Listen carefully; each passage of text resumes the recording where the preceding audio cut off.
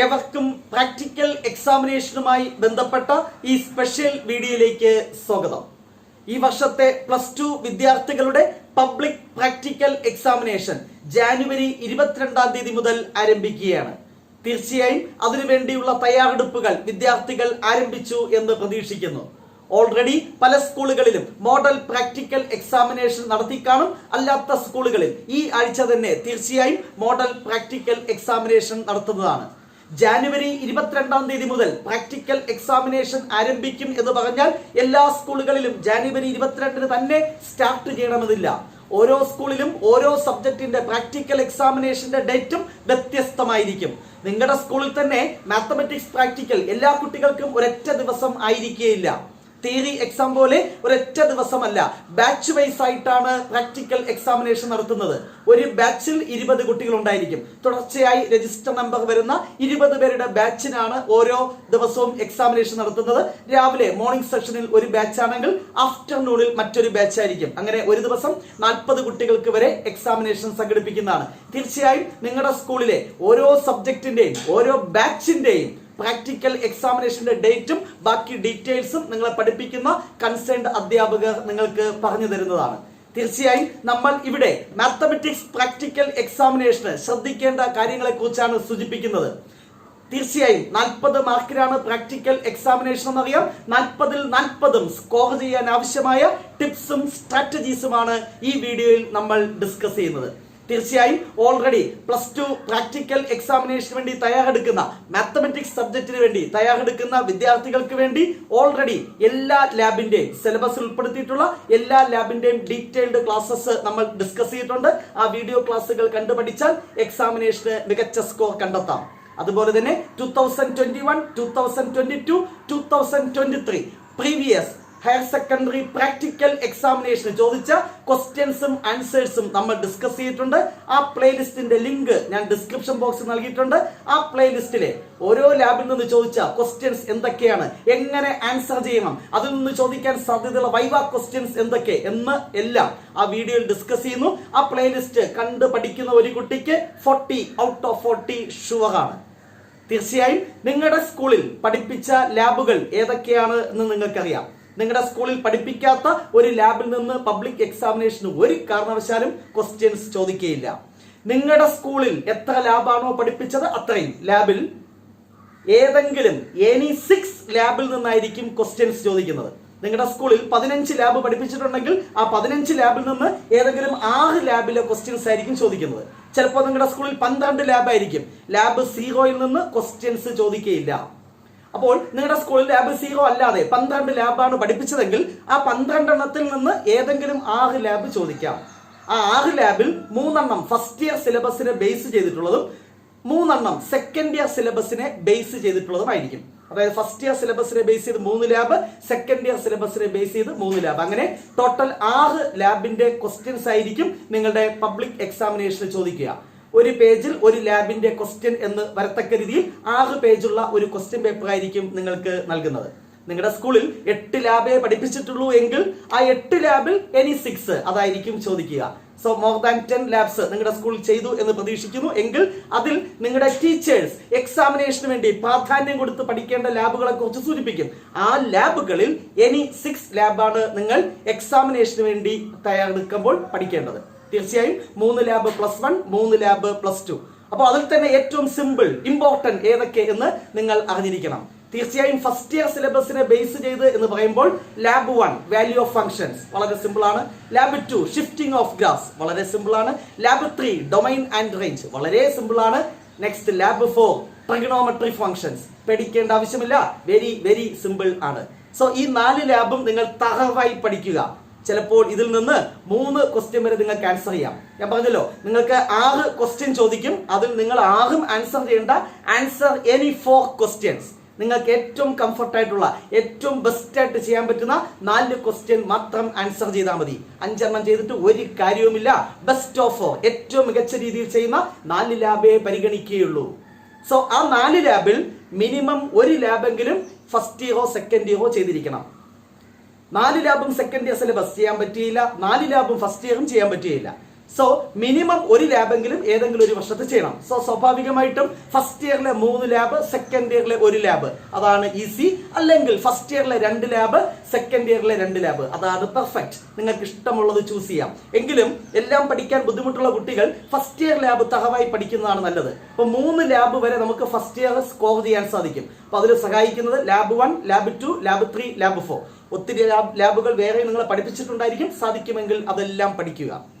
Next second ഇയറിനെ base ചെയ്ത് ഒത്തിരി ലാബുകളുണ്ട്. അതിൽ ഞാൻ ഈ സൂചിപ്പിച്ചതുപോലെ ഒരു ലാബ് ചെയ്താൽ മതിയല്ലോ. ഫസ്റ്റ് ഇയർ 3 ആൻസർ ചെയ്താൽ സെക്കൻഡ് ഇയറിലെ 1 ലാബ് ആൻസർ ചെയ്താൽ മതി. അങ്ങനെ അഡ്ജസ്റ്റ് ചെയ്ത് പഠിക്കുക, അല്ലെ? സ്മാർട്ടായിട്ട് ചിന്തിക്കുക, സ്മാർട്ടായിട്ട് പഠിക്കൂ, ഈസി ആയിട്ട് ഫുൾ മാർക്ക് സ്കോർ ചെയ്യാം. സോ ലാബ് 18 ഫങ്ഷൻസ് വളരെ സിമ്പിൾ ആണ്. അപ്ലിക്കേഷൻ ഓഫ് ഇന്റഗ്രൽസ് വളരെ സിമ്പിൾ ആണ്. ലീനിയർ പ്രോഗ്രാമിംഗ് പ്രോബ്ലം വളരെ വളരെ സിമ്പിൾ ആണ്.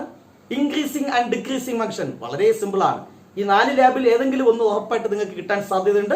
അതിലും സിമ്പിൾ ആയിട്ടുള്ള ലാബുകളൊക്കെ ഉണ്ട്. നിങ്ങൾക്ക് അതാണ് ഇൻട്രസ്റ്റ് എങ്കിൽ അത് പഠിക്കാം. ഞാൻ ഫസ്റ്റ് ഇയറിലെ 4 ലാബ് പ്രഡിക്റ്റ് ചെയ്തു. സെക്കൻഡ് ഇയറിലെ 4 ലാബ്. എക്സാമിനേഷന് പ്രാധാന്യം കൊടുത്ത് പഠിക്കേണ്ട 8 ലാബുകളാണ് സൂചിപ്പിച്ചത്. കൂടുതൽ നിങ്ങളുടെ ടീച്ചേഴ്സ് ആവശ്യപ്പെടുന്നതനുസരിച്ച് നിങ്ങൾക്ക് പഠിക്കാം. സോ ക്വസ്റ്റ്യൻ പാറ്റേൺ ഒക്കെ ഓൾറെഡി നമ്മൾ ഡിസ്കസ് ചെയ്തിട്ടുണ്ട്.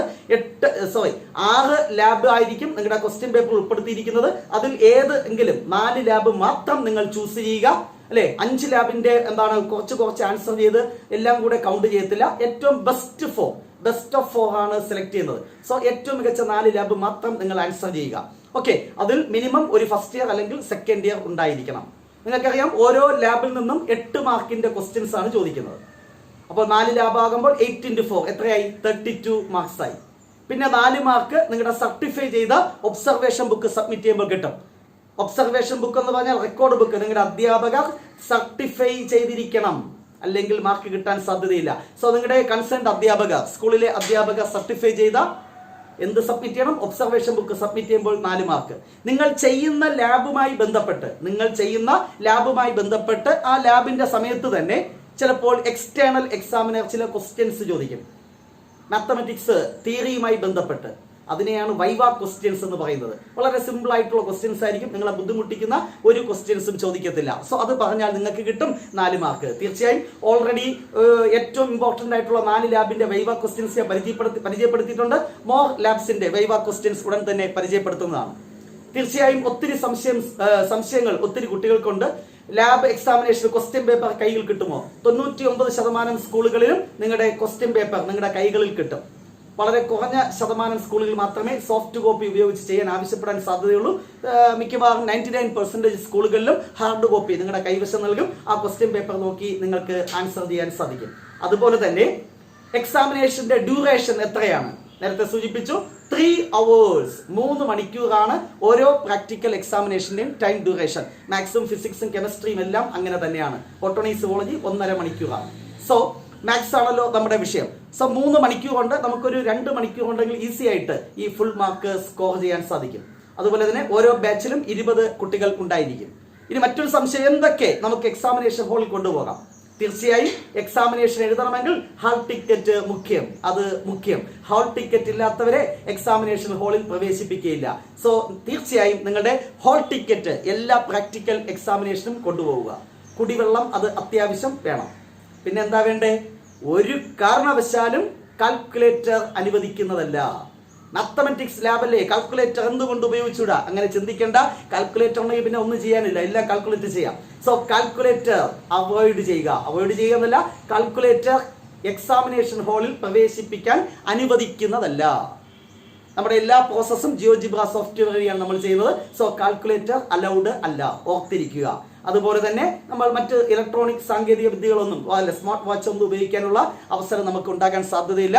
അതൊക്കെ ഫൗളായിട്ടാണ് കണക്കാക്കുന്നത്. സോ അതൊക്കെ ഒന്ന് ശ്രദ്ധിക്കുക. തീർച്ചയായും പല കുട്ടികളും ചോദിക്കുന്ന മറ്റൊരു സംശയം, ആൻസേഴ്സ് നമ്മൾ കമ്പ്യൂട്ടർ അല്ലെങ്കിൽ ലാപ്ടോപ്പിൽ രേഖപ്പെടുത്തിയാൽ മാത്രം മതിയോ? അല്ല, നിങ്ങൾക്ക് ആൻസർ ഷീറ്റ് നൽകും, ആൻസർ സ്ക്രിപ്റ്റ് നൽകും. തിയറി എക്സാമിനേഷൻ പോലെ ഫേസിംഗ് പേജ് നിങ്ങൾ കൃത്യമായി നിങ്ങളുടെ എക്സാമിനേഷന്റെ പേര് എഴുതുക, നിങ്ങളുടെ രജിസ്റ്റർ നമ്പർ എഴുതുക, ഡേറ്റ് ഓഫ് എക്സാമിനേഷൻ തുടങ്ങിയവ എഴുതിയതിനു ശേഷം സാധാരണ തിയറി എക്സാമിനേഷൻ എഴുതുന്നത് പോലെ ഓരോ ലാബിന്റെയും ഹെഡിങ് എഴുതുക, അതിന്റെ ക്വസ്റ്റ്യൻസ് ആൻസർ ചെയ്യുക. ഒരു ലാബിന്റെ ക്വസ്റ്റ്യന്റെ പകുതി വെച്ച് മറ്റൊരു ലാബിന്റെ ക്വസ്റ്റ്യന്റെ ആൻസർ ഒന്നും രേഖപ്പെടുത്താൻ പോകരുത്. ഒരു ലാബ് ആൻസർ ചെയ്ത് തുടങ്ങിയാൽ ആ ലാബിന്റെ കംപ്ലീറ്റ് ആൻസേഴ്സും എഴുതി കഴിഞ്ഞതിന് ശേഷം അടുത്ത ലാബിന്റെ ആൻസേഴ്സ് എഴുതുക. ഷഫിൾ ചെയ്ത് എഴുതാൻ പാടില്ല. ലാബ് 1 ഫിനിഷ് ചെയ്തതിന് ശേഷം മാത്രമേ ലാബ് 2ലേക്ക് പോകൂ. ലാബ് 1ന്റെ പകുതി ചെയ്ത് അടുത്ത് ലാബ് 32ന്റെ പകുതി ചെയ്ത് അടുത്ത് ലാബ് 42ന്റെ ബാക്കി ചെയ്യാൻ പോകരുത്. അങ്ങനെയല്ല ചെയ്യേണ്ടത്. ഓരോ ലാബും ചെയ്ത് പൂർത്തീകരിച്ച് പോവുക. അതുപോലെ തന്നെ എക്സ്റ്റേണൽ എക്സാമിനറായി കാണിക്കേണ്ട ചില കാര്യങ്ങളുണ്ട്. കൺസ്ട്രക്ട് ആൻഡ് അപ്ലെറ്റ് എന്ന് പറഞ്ഞാൽ അപ്ലെറ്റ് ക്രിയേറ്റഡ് എന്ന ആൻസർ ഷീറ്റിൽ മാത്രം എഴുതിയാൽ പോരാ. നിങ്ങളുടെ എക്സ്റ്റേണൽ എക്സാമിനറെ വിളിച്ച് കാണിക്കണം അപ്ലെറ്റ് ക്രിയേറ്റ് ചെയ്തിട്ടുണ്ട്. അത് നോക്കി എക്സ്റ്റേണൽ എക്സാമിനർ തന്റെ ഡയറിയിൽ അത് നോട്ട് ചെയ്തു എന്ന് ഉറപ്പാക്കുക. അല്ലാതെ നിങ്ങൾ ചെയ്തിട്ട് ഇത് ഡിലീറ്റ് ചെയ്ത് കഴിഞ്ഞാൽ അയ്യോ ഞാൻ ചെയ്ത് കാണാനില്ല, നേരത്തെ ഇവിടെ ഉണ്ടായിരുന്നു എന്ന് എക്സ്റ്റേണൽ എക്സാമിനർ പറഞ്ഞിട്ട് ഒരു കാര്യവുമില്ല. നിങ്ങൾ ചെയ്യുന്ന എല്ലാ അപ്ലെറ്റും കൺസ്ട്രക്ഷൻസും എക്സ്റ്റേണൽ എക്സാമിനറെ വിളിച്ച് കാണിക്കുക. Draw the graph of the function എന്ന് പറഞ്ഞാൽ അത് സോഫ്റ്റ്വെയർ ജിയോജിബ്രയിൽ ഗ്രാഫ് ഡ്രോ ചെയ്യാനാണ് ഉദ്ദേശിക്കുന്നത്, അല്ലാതെ നിങ്ങളുടെ ആൻസർ ഷീറ്റിലല്ല. Draw the rough sketch of the graph in your answer sheet. Draw a rough sketch of the graph in your answer sheet എന്ന് പറഞ്ഞാൽ നിങ്ങളുടെ ആൻസർ ഷീറ്റിൽ ഗ്രാഫ് വരയ്ക്കണമെന്നാണ് ഉദ്ദേശിക്കുന്നത്. ഇതൊക്കെ കൃത്യമായി മനസ്സിലാക്കുക. ഇനി നിങ്ങൾക്ക് എക്സാമിനേഷൻ ചെയ്തുകൊണ്ടിരിക്കുമ്പോൾ സാങ്കേതികപരമായി ചില പ്രശ്നങ്ങൾ നേരിടാൻ സാധ്യതയുണ്ട്. സിസ്റ്റം ഹാങ് ആവുന്നു. യാതൊരു ടെൻഷന്റെയും ആവശ്യമില്ല. നിങ്ങളുടെ ഒരു മാർക്കും ആരും എടുത്തുകൊണ്ട് പോകത്തില്ല. തീർച്ചയായും നിങ്ങളെ പഠിപ്പിച്ച അധ്യാപകർ കാണും, എക്സ്റ്റേണൽ എക്സാമിനർ കാണും. അവരുടെ അടുത്ത് കാര്യം ബോധിപ്പിക്കുക. അവർ സിസ്റ്റം എന്താണ് ശരിയാക്കി നൽകും, അല്ലെങ്കിൽ നിങ്ങൾക്ക് കൂടുതൽ സമയം പരീക്ഷ എഴുതാനുള്ള അനുവദിക്കും. യാതൊരു ടെൻഷന്റെയും ആവശ്യമില്ല.